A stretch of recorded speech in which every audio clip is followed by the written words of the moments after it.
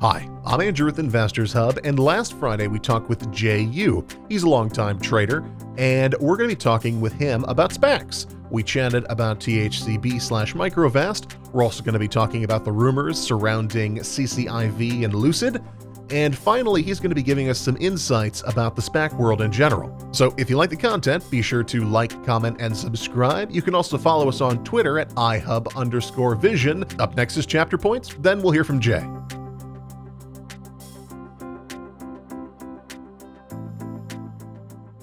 So, Jay, tell us a little bit about your analysis of THCB as a trade/investment. So, according to their website, they have been in operation since 2011. Over 40,000 EVs are using their batteries in over 170 cities, spanning more than 19 countries, over 4 billion kilometers of operating mileage. This is all just coming from their website.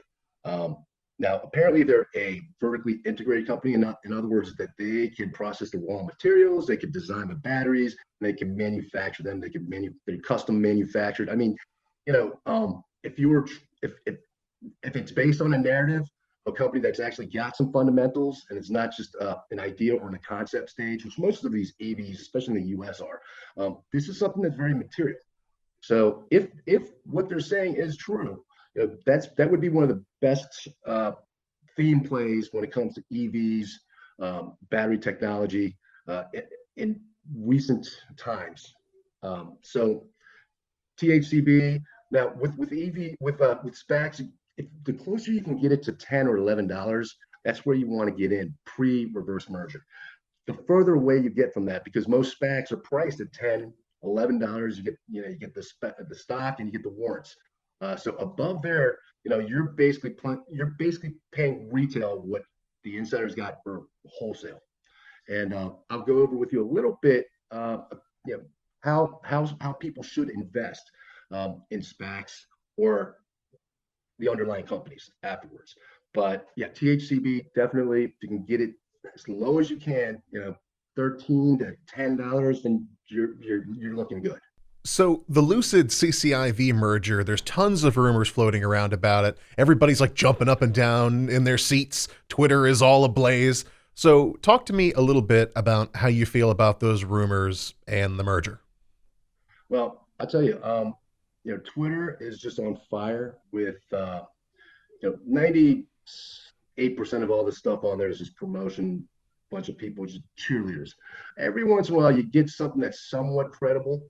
So apparently today, so first of all, Bloomberg reported the news, the rumors that Lucid Motors is looking to do a reverse merger into Churchill, which is CCIV, run by Michael Klein. So this was earlier in the week. So that immediately skyrocketed the SPACs, symbol CCIV. The very next day, Michael Klein was already scheduled to do some type of an interview. And obviously, the first question in the interview was about Lucid Motors. He came right out and said, to the effect of, Bloomberg put me in a bad spot. I'm not going to talk about Lucid Motors. So that immediately dropped the prices real quick from, I think from like 15s or 14s down to like low 13s. And then everybody realized, wait a minute, if they're not talking to Lucid Motors, then he'd probably come right out and say, that's just a stupid rumor. However, since he kind of went out of his way to not comment and say that he was put in a bad spot, the stock immediately rebounded just because they figured, well, if he didn't deny it, there may be something there. So today, today apparently there was a company meeting scheduled for 2 p.m. Eastern time. And this private company meeting was with all hands on deck and to discuss something. So the stock skyrockets from 18 and change to 2060, and the circuit breakers kick in. So the stock immediately gets halted. So right off the bat, Twitter, everybody's going, oh, they're going to announce the merger. And then it was just a volatility halt. So it opened back up, popped to 21, and then dropped like a rock back down to like 18s or something like that. And then it made its way back up to about 1970. And all of a sudden, it drops 2 points down to like 1780, and then it halts again. Everyone's like, oh, the deal's off. So it was another volatility halt. So anyway, to make a long story short, we don't know what happened in the meeting, but based on Twitter. Like I said, some people seem kind of credible, and apparently the meeting was about Lucid Motors and how Lucid wants to go public by April so they can roll out their vehicles by June, and to go public would take a year. So a SPAC would be the quickest route to go public, which is true. Once again, it's Twitter, so you can't put too much into these rumors, but basically that's where it ended, and it rose back up. But that is, I think it closed in the 18s or so. But it's a very scary stock. That's a stock that you just want to trade, which holds true for most of these SPACs. They are stocks, and they are blank check. They're basically shell companies, and they don't become real companies until they actually do the reverse merger or the business combination. So what insights can you share with us about trading in the SPACs world? The worst time to jump into a SPAC is when they announce the vote with the shareholders. Of course, the shareholders, they're obviously going to approve the vote. But once they announce the vote date, all right, they vote, the SPAC will actually most times rise in price up to that vote date. And now everybody's thinking who voted, yes, all right, we're on board. This thing's going to gap so big tomorrow. What tends to happen, and I'll give you 3 examples, is once they change the symbol, the stock usually tends to collapse almost 50%, 3 to 5 to 8 days later. And some of the most well-known SPACs, that's exactly what happened.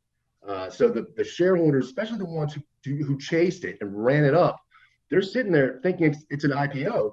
And they got in at the ground floor because this thing's going to gap and run, go crazy. They're literally in horror for the next 3 to 5 days until they throw in the towel.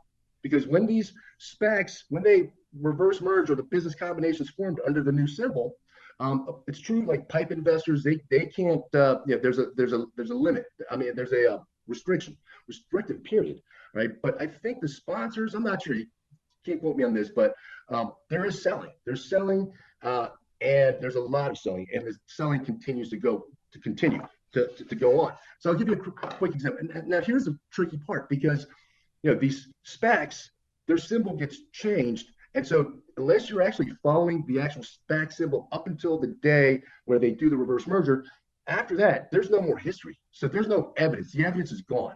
All right. So for example, a company called HL Acquisitions, HCCH, they did the reverse merger into, Fusion Fuel did the reverse merger. They changed their symbol to HTOO. Right. So that's a green hydrogen play. So basically, when they changed the symbol, okay, the new symbol HTOO hit a high of 23.89, sold off for 7 straight days to a low of 15.21 on January 5th, 2021, before it rallied back. Here's one, Canoe.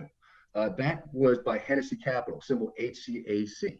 The stock, Hennessy Capital ran up into the 20s up until the day of the vote, and obviously they're going to prove it, right? So on 1/12, the shareholders approved it. The very next day, it's traded on the New York Stock Exchange as GOEV, right? Well, so it hit a high of 24.40 at some point during the day, sold off for 8 straight days to $12 a share. And then it finally bottomed out and started to rally back up again. And then you had rumors last week of them of Apple, who may have been talking to them about buying them out, blah, blah, blah, popped up like 22.40.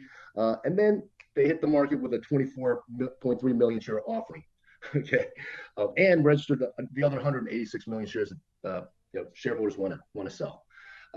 Romeo Power, all right, it was originally the symbol was RMG. I did a market beat article on these guys, all right. This thing ran up to 38.90. Now Romeo Power, it's another EV play.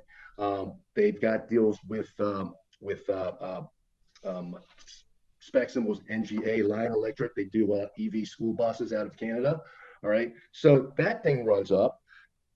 It reverse merges, changes the symbol to RMO, hits a high of 38.90, and then for 5 straight days falls to a low of 18.20 on January 5th before it bottoms out. So the point is, if you like the SPACs, all right, now you can't just like the SPAC. The SPAC's a blank it's a blank check company. It's a shell. If you like the underlying company, the big secret here is to wait for the shareholders to vote. When they change the symbol, just sit back and wait. Give it to 6, 8 days, whatever.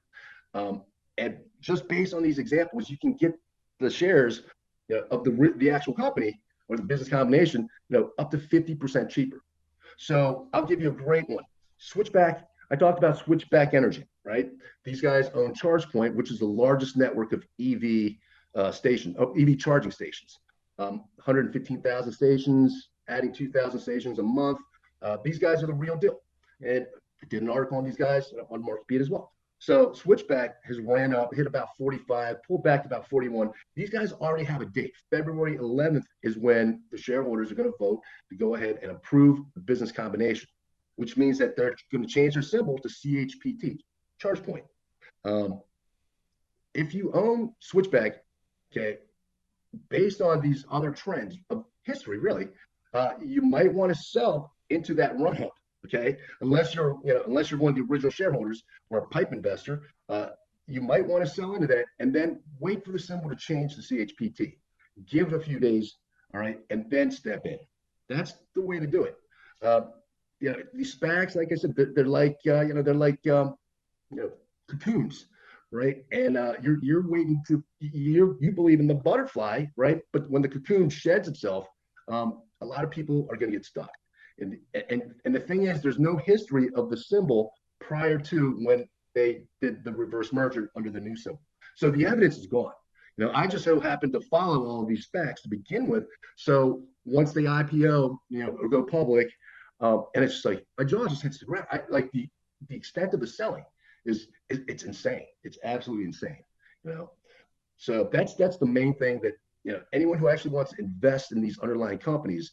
Wait for the reverse merger to happen, the business combination happen, the new symbol, and give it a few days, and then get a good price, and don't chase. Thanks for watching. Be sure to like, comment, and subscribe if you liked the video. We got lots of good stuff coming up for you, and I'll see you again soon.